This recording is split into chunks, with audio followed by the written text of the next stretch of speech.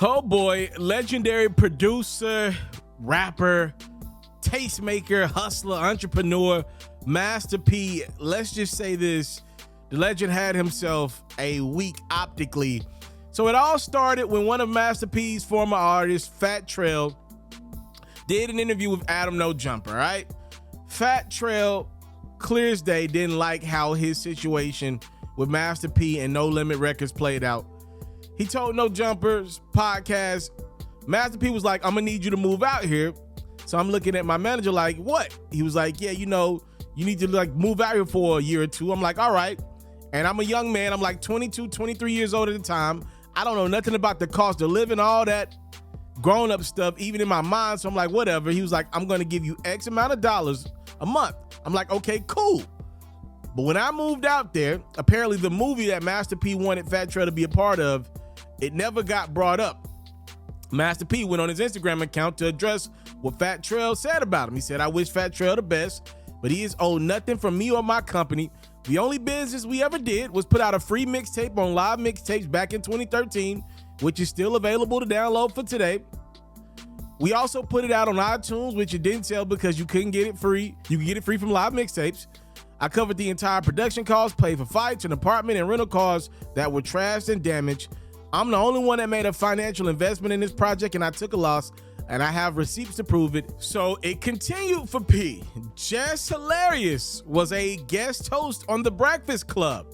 And as she was reading some rumors about the Fat Trail and Master P situation, she brought up her own situation with none other than Master P. Jess said that man will talk a good game to you. Like even with me, I got the hookup. I'm still owed some bread for that. I'm not gonna lie to you. I did 2 scenes.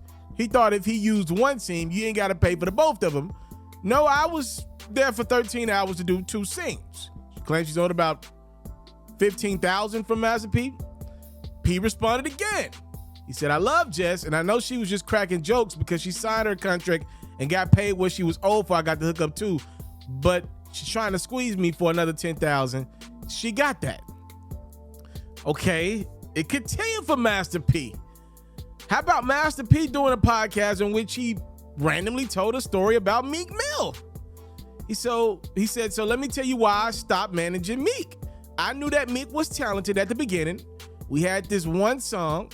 I was like, Meek, you don't need to sign with nobody. Meek was like, I'm gonna sign with Ross.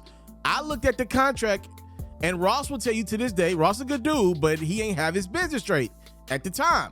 Ross got his shit together. Now he a boss, but I'm saying at the time you involving, I see it.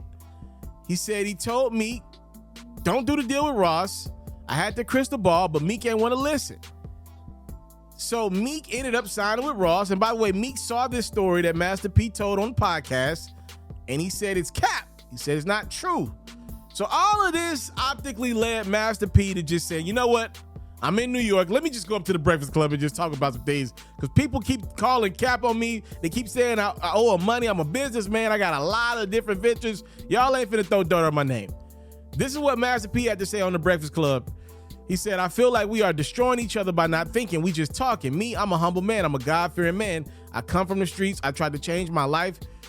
I want to show people how to grow up, change, and do what I've done. I feel like we don't value relationships no more. All we value is views, TikToks, likes, followers. What about when you burning those bridges and you have to come back on the bridge? Everybody that go up, come down. Anybody give you an opportunity, you should be thankful and value that. So this is one of those interesting ones that definitely gets brought up a lot, especially within our community.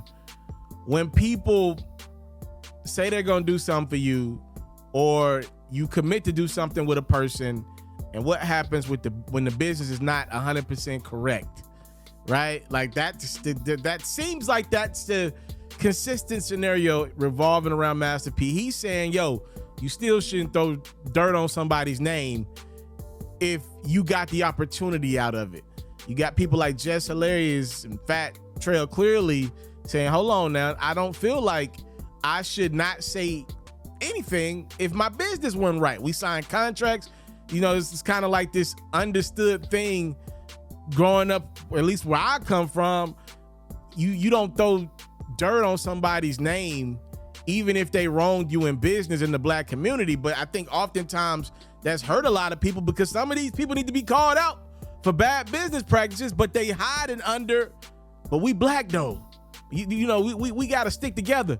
But, you know, oftentimes it's kind of like, yo, where was my sticking together when you would treat me wrong in business? When my livelihood was on the line of money you told me you were supposed to pay me, and money we agreed to contractually. So I guess that's the tough one for me. I was listening to Master P. I love all of Master P's interviews that he does. I always listen to him. This one was a little different with the Breakfast Club, though. He was definitely dodging. Boy, he was out there bullet dodging a lot of them questions. Every time you felt like you had kind of like cornered Master P in that interview, he just throw God in your face, being black in your face, which is, nothing. Obviously, God is important. Being black is important. I don't know how to balance both of those things if you allegedly wronged me in business, though. I'm sorry, y'all. I got all the respect and love for Master P.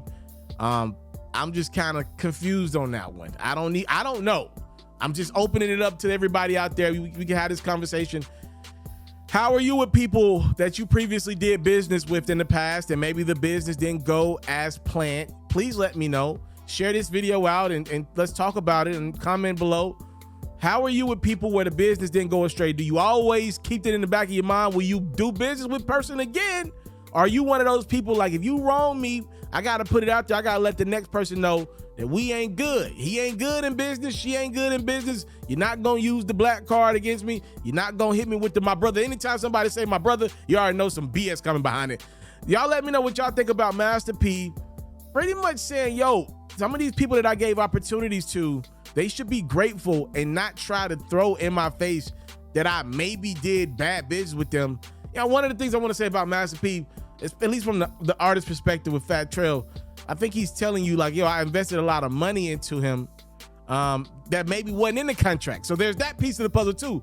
What about like when people like Master P, they do more than what's in the contract? So they feel like the contract should be thrown out because they've overextended in a lot of ways through relationships, through back measure, right? So there's that piece of the puzzle. Let me know in the comment section what you think about Master P going back. I mean, this is a guy that's been through a lot. Obviously lost a daughter in the last year. Rest in peace to her. I went back and forth with his son. It's a lot. So he's letting you know like, yo, man, we can't just throw dirt on the legend's name like that. Y'all let me know where y'all side in this one though. I'm out.